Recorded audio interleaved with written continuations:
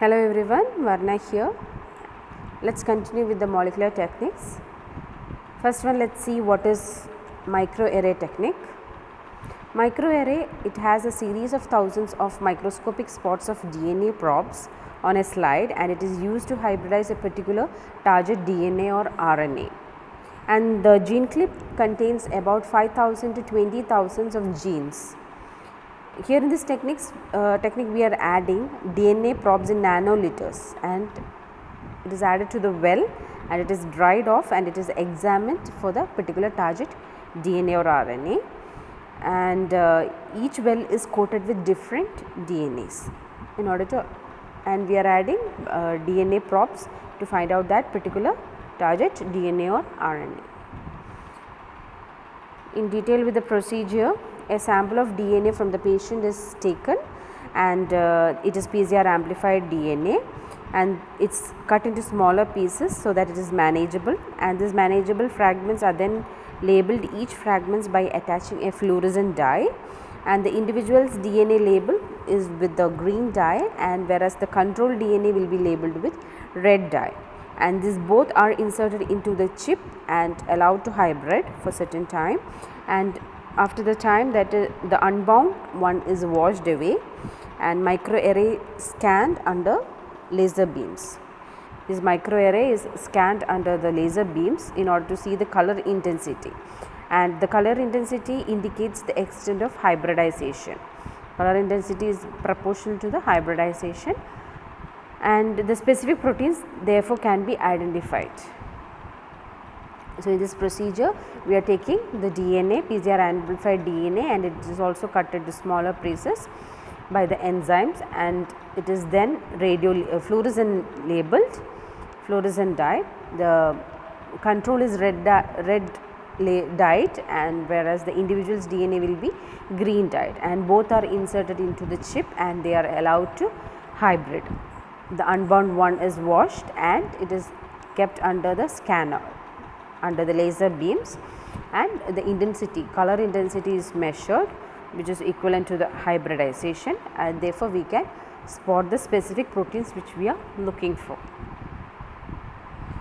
Here in this example, the normal cells, that is normal cells is compared with the tumor cells. The normal cells are coated with fluorescent green, tumor with the fluorescent red, and they are allowed to hybrid in the microarray wells, and after certain time it is washed away to remove the unbound one, and then it is scanned in order to get the color intensity, which is giving the idea of amount of hybridization.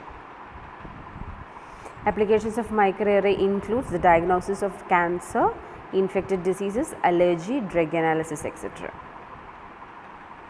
Moving on to the next technique, that is restriction fragment length polymerization, Rflp.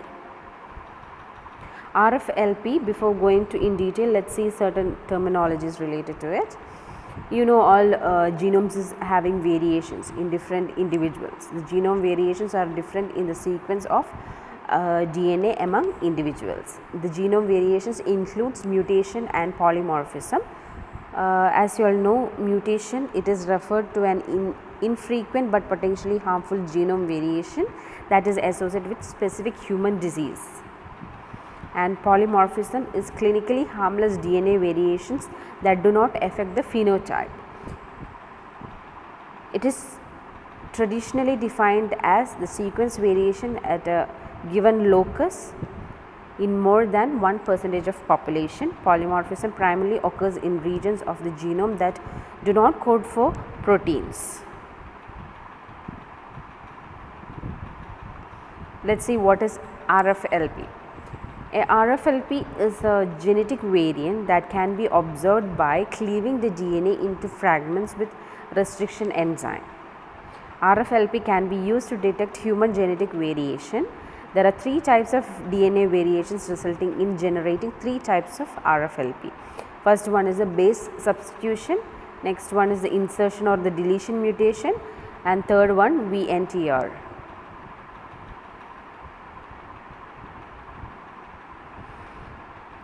First, let us see what is base substitution. Creates a new a restriction site or delete a pre-existing one. Insertion or deletion mutation, that is base are added or deleted from a DNA segment between two restriction sites. This change the length of the DNA fragment between two cleavage sites. This you have already learned what is insertion, deletion and base substitution. Next one is VNTR, variable number tandem repeats. Tandem repeats are short nucleotide sequence of DNA scattered at locations in the genome. The number of these repeat units vary from one person to other and is unique for a given individual. Variation in the number of the tandem repeats can lead to polymorphism. Each variant acts as an inherited allele, allowing used for the identifications. It is useful in genetics, biology research, forensic, DNA, fingerprinting, etc. It is because of the VNTR, variable number tandem repeats, that each individual's fingerprints is varying. It is not the same unless and until they are identical twins.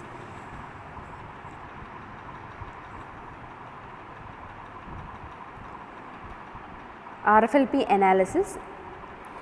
Everyone has a genetic sequence called as variable number tandem repeats or VNTRS.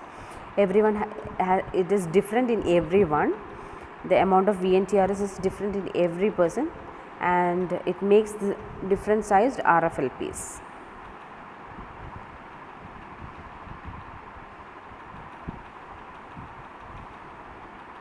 The basic technique of detecting Rflps involves the fragmentation of simple DNA by a restriction enzymes. Here the sample is being taken and it is treated with restriction enzyme. The resulting DNA fragments are then separated by length through a process known as agarose gel electrophoresis. First it is fragmented using the enzyme, restriction enzyme, DNA is fragmented.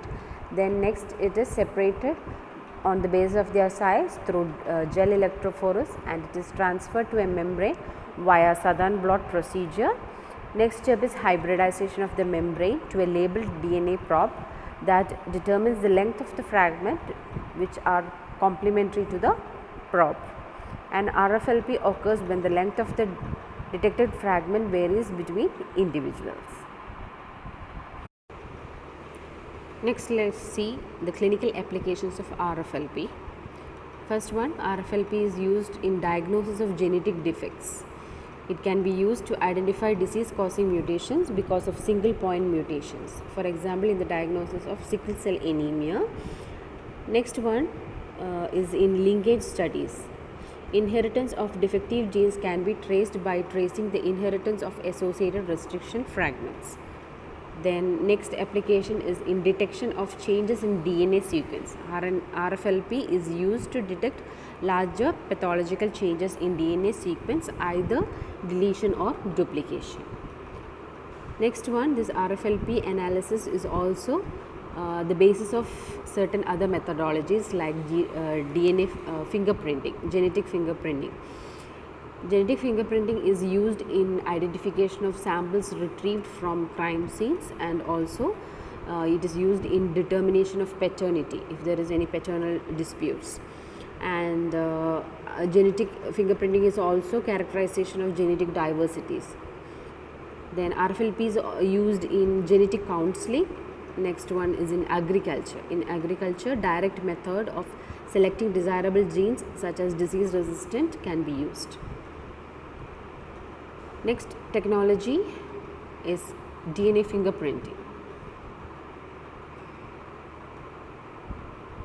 Other names synonymous, that is DNA profiling, DNA testing, DNA typing, genetic fingerprinting are the other names. So let's see what is DNA fingerprinting. As you all know, every individual has a unique DNA, tandem repeats. It is unique unless and until you are an identical twin.